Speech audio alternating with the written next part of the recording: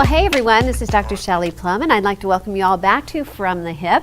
We are here today to talk about, we're going to talk about history.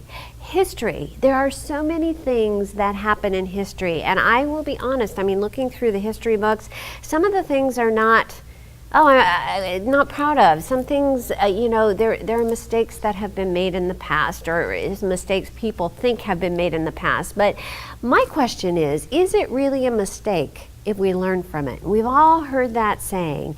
We have actually a film producer with us today. She produced a film called Nana, and that film actually looks at history, and there are some lessons to be learned from the film. So we have Serena Dykman with us, and when we come back in a moment, we're going to learn more about her film, a little bit about history, and we're also going to take away some lessons from the interview. So we will be right back.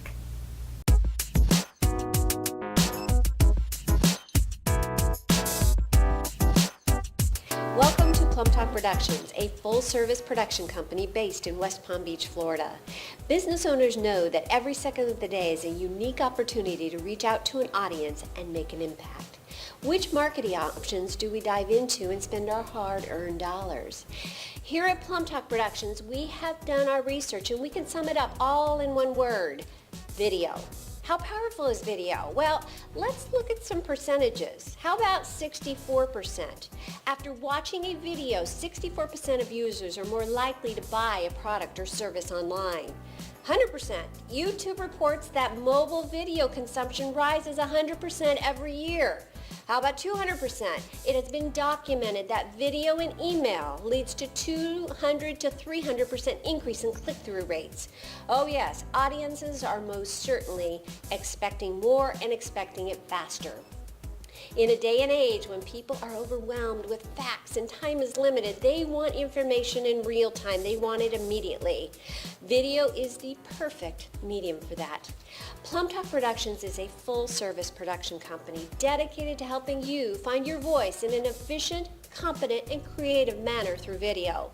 What do? The sky is the limit, really. We are pleased to offer many services, from on-location shoots to promotional video and customized Facebook Live video. If you can dream it, we can stream it. That's what we say, and that is the truth. Are customers paying attention? People ask us that all the time. Oh yes, the customers are certainly paying attention to video. That is why we must, as business owners, make every second count and increase revenue through the power of video. At PlumbTalk Productions, we can do this fast and affordably with the quality our consumers expect. So, reach out. Reach out now. We're easy to reach through our website at plumtalkproductions.com. Call us at 561-855-0764. Don't wait. Now is the time for video. We are dedicated to helping you make every moment count.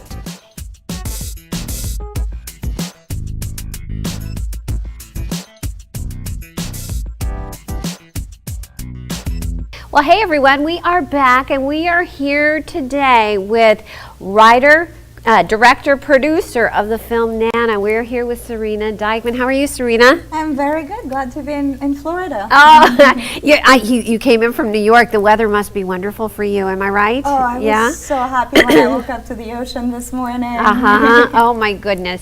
Now, Nana, the film, oh my goodness, I was watching the trailer, and we talked a little bit about this before the interview. It is a mesmerizing topic, and it really tells a lot about history and what we can learn from history. For viewers out there that are not familiar with the film, can you describe what it's about? Absolutely. Yes. It's I call it a transgenerational documentary because it's really a film about my grandmother as well as my mother and myself. Yes. And so my grandmother was a Holocaust survivor. She was an Auschwitz survivor from Poland originally.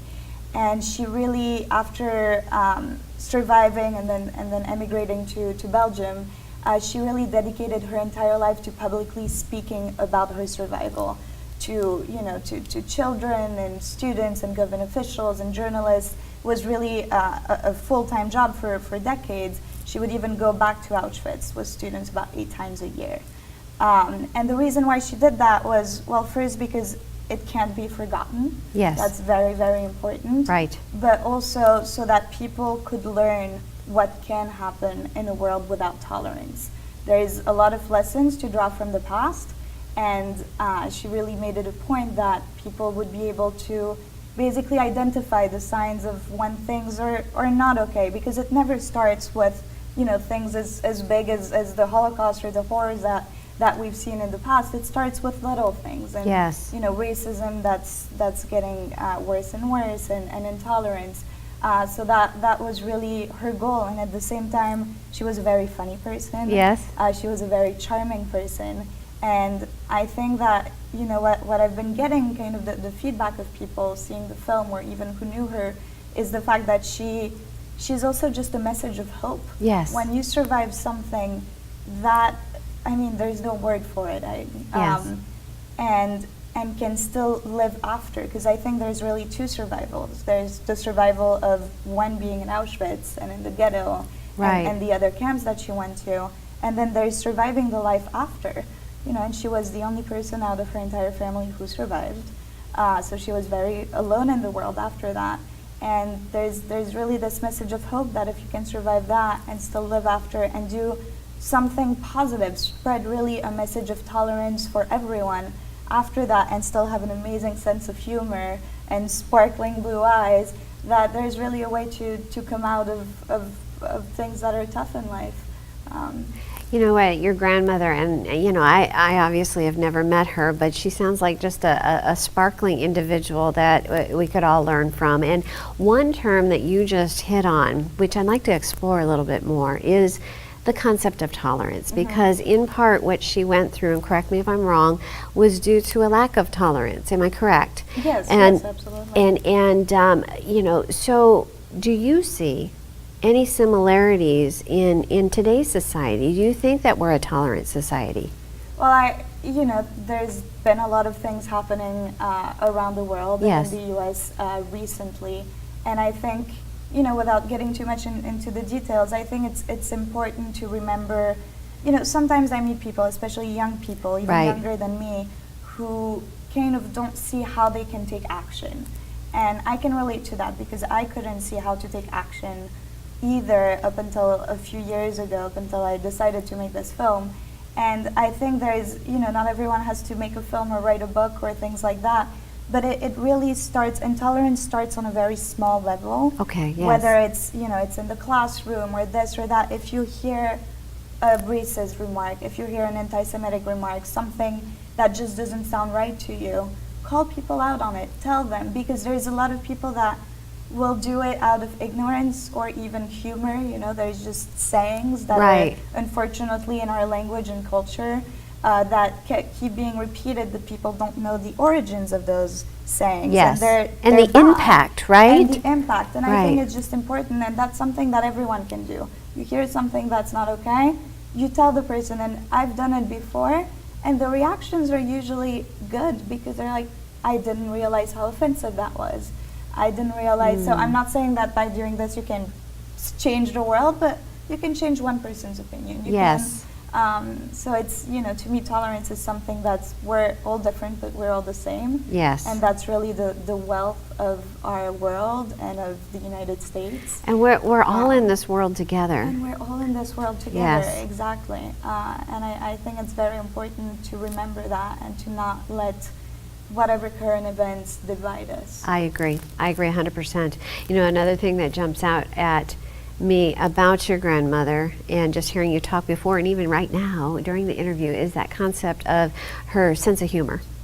And can you comment on that? I mean, we've all, and I know me personally, I'll be going through the most horrible time, and I will see the silliest YouTube video of a puppy falling off a chair, and I'm like, oh my goodness, you know, my day is so much better now. So how did your grandmother, having gone through such incredible circumstances, do you think that humor helped to pull her through? I definitely think so. I knew her. She passed away when I was 11. Yes. So I knew her. I remembered that she was a funny person, but I didn't really realize the extent of her brilliant sense of humor up until I started making the film. And she wrote a memoir as well, where she talks a lot about her childhood and her teenage years, because she was in her 20s when the war started, in her early 20s.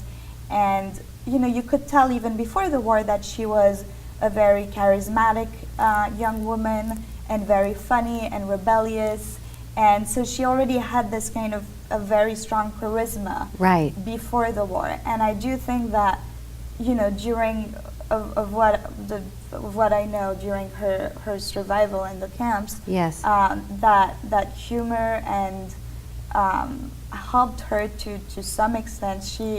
There's a passage where she talks about women prisoners at night reading poetry or reciting poetry to each other, which is not particularly humorous, but it's it's art. It's something that kind of gets your mind out of the full complete Yeah, nightmare it's that really you're in. kind of just bringing it full circle, focusing on something positive. And actually, that's a good lesson, isn't it, for all of us, is that think so, it yeah. doesn't matter what we're going through. If we pick that one thing and we bring our mind around and focus on that one thing, we can pull through. Just like, what a great message she has given us. I think it's, and actually it's kind of funny because so I got over 100 hours of archival footage of my grandmother, which I did not know existed when I first started Right. making the film. So that Sure. was quite a fantastic surprise, which made me spend months and months and months in the editing room. But obviously her stories are, you can't help but find yourself cry or feel. I mean, it's the feelings that you have while you hear that are incredibly strong. And I was working with an editor and a co-writer, and we would be almost crying or feeling those strong emotions, and then suddenly we would burst out laughing because there's moments that are just genuinely funny. Yes. And she really will make you laugh and then cry and then laugh again. And so we kind of put together all those little bits of interviews that were particularly funny. Right. And we wanted to do something with them because it's a big aspect of her personality. Yes. But we couldn't really put them in the film because it was just not quite appropriate. So we decided to put them in the credit section.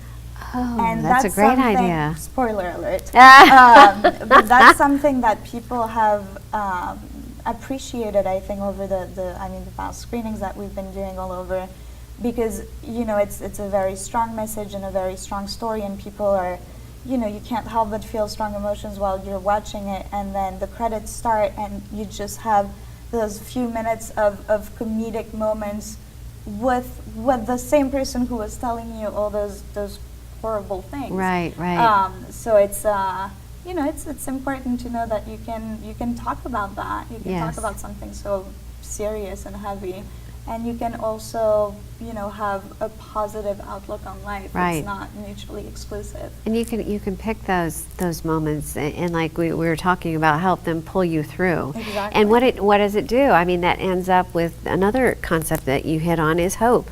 She gave people, or is still giving people, hope through your film. And was, from what you were saying, even before she passed, she was getting out into the community and contributing and sharing her story. Can you comment on that? Yes, she was someone who was incredibly active. She really started giving her testimony publicly in the 70s when Holocaust deniers started to make an appearance. Oh. And her and a lot of other survivors realized that they were, the last witness of what happened, and that they my grandmother says that never in her life would she have thought that people would try to deny this. That's not even a Right. thought that ever crossed her mind. Sure. So they really started, making associations and groups and started giving their testimonies in schools. I think that schools are one of the most important places to do it, because it is young people, it is people that don't have prejudice settled in yet. And Right. it's really at that moment, when they're 10, 11, 12, that teaching them those stories is very important and can change your life one way or another. Yes, it definitely can. So she was, she would also go back to Auschwitz, which I can't even begin to imagine what that was like for her. She would go, in one interview she talks about having been there 8 times just that year. Yes. So she was going constantly, and with television stations and foundations and students and journalists, and just she and as older she got, the more she did it, because I think that she was aware that time was Yes. and she was just going all the time and doing as much as she could. And I think that's also why I got over 100 hours of archival footage of her. I Yes. knew that there were a few interviews here and there, Right. but I absolutely did not realize the extent of her work Yes. until I started making this film, and she wrote a memoir as well. And you know, it's a very, very important historical gift that, Yes. that she gave us. You know, part of this is a bit personal to me because there is a flip side of, you know, my family history is my grandfather was one of the soldiers that went in to the concentration camps afterwards and had to help people out of their situation, and got to see after the war was over and was witnessing firsthand what the people had gone through. And I remember my grandfather looking at me and my grandmother looking at me and saying, you know what, they had to restrain my grandfather from hurting the people that were restrained because of such horrendous, you know, living conditions and treatment of human lives. So that's personal to me, and I get emotional just thinking about it because I could see the emotion in his eyes, you know, when he was talking about it. So, you know, the fact that people deny it or tried to deny it, you know, that to me is incredible because my family has a history, a different history than what you're reporting. But yes, it's a story that needs to be told for sure. It does. It really Yes, does. yes. So our hats are off to you and your grandmother and everything that she I went mean, through. it's really, you know, my film is only the vector of being able to continue her work, but it's really her work and the work of so many other survivors Right. too.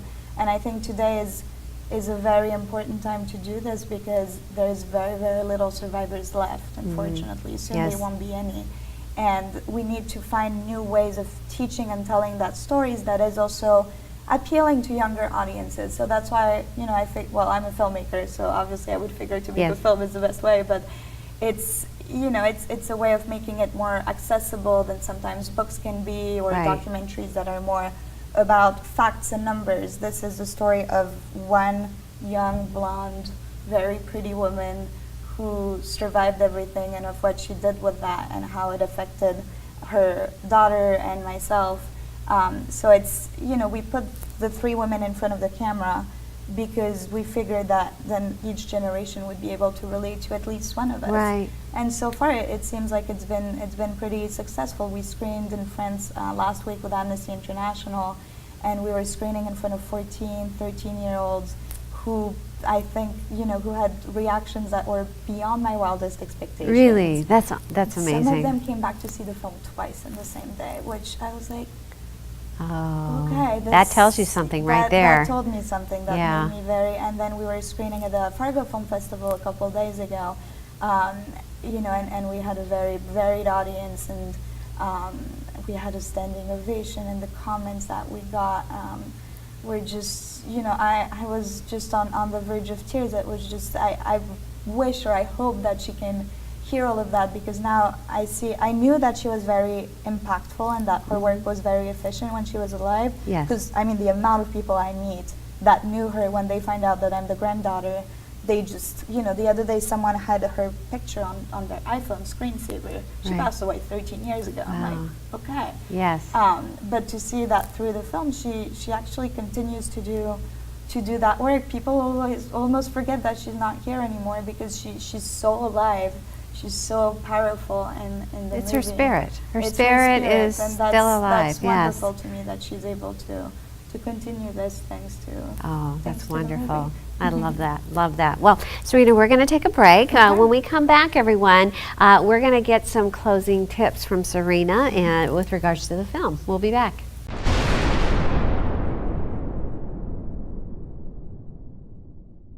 We're asked a lot of times, what are the goals of PlumbTalk? And honestly, that's a question that's a little difficult in a way to answer because we have so many goals. But, you know, learning from past mistakes, you know, I have taken these goals and we've kind of condensed them into really two different realms of goals. Number one is we aim to educate the community, and that is a very important thing for us. We are a resource, and how I like to explain that is, in our lives, a lot of us go through some trying times, and we like to, here at PlumbTalk, describe our life as a puzzle. And, any puzzle has pieces, and all of our pieces to the puzzle in our life are different. And there are times in our life, and I'm sure you can relate to this, when those pieces of the puzzle either become loose or, they're missing altogether, and we need that information. We need something to put that piece back together again. And that's what PlumbTalk aims to do.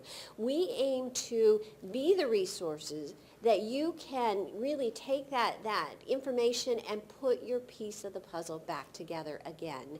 And we do that through many different avenues. One, and you probably have seen this, is we interview specialists in different areas. And again, that's what we're trying to do, is to bring information in to put the pieces of the puzzle back together again. So we aim to be a resource. That's one of our major goals. The second thing is our production arm that we have. And our production arm is a little different than, what typical production companies do. Our major aim with our production is to give businesses out there a voice that helps them to get their message across in a way that nobody else can. And we do that in several different ways. We are a full-service production company, and we do everything from creating a program, to writing the script, to coaching on how to speak properly in front of a camera, and editing. We have state-of-the-art editing techniques. So PlumbTalk has many different goals, but they really focus on those two major arms. We aim to be a resource, and we aim to help businesses out there get their voice known and heard like it's never been heard before.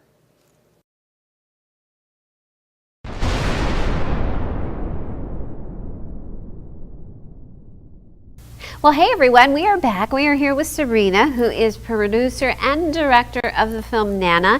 So I am curious, for our viewers out there that, they're hearing this interview and they're incredibly mesmerized by what we're talking about, can you give them some words of advice, some tips going forward with their lives with regards to the film and what your grandmother went through?